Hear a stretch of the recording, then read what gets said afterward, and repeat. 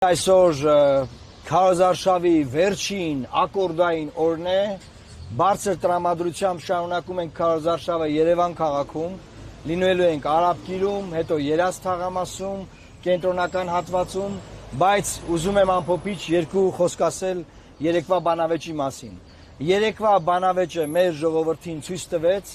որ ժողովուրդը շանս ունի խուսափելու քաղաքական անապատից։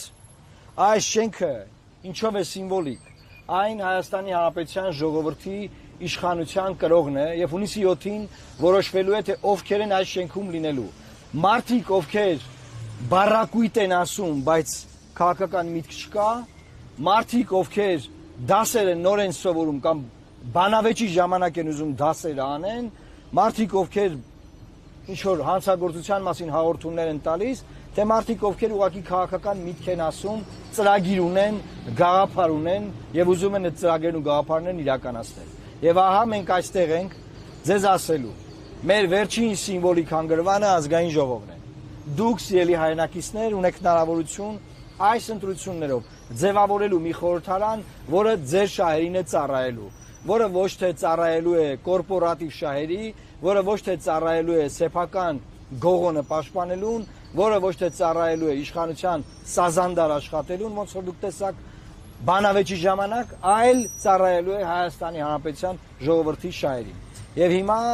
այս ճակատագրական պահին մենք եւս մեկ անգամ ամփոփելով ուզում ենք ձեզ ասել. մենք բանավեճի ընթացքում ցույց տվեցինք, որ ամենաախոցելին ենք, ոչ ոք ոչ մի բան մեր դեմ դնելու չունի, չի կարող ունենալ եւ կոմպրոմիսային մեր պատկերացրած վարչապետի ընտրության գաղափարը առաջ մղելու գործում մենք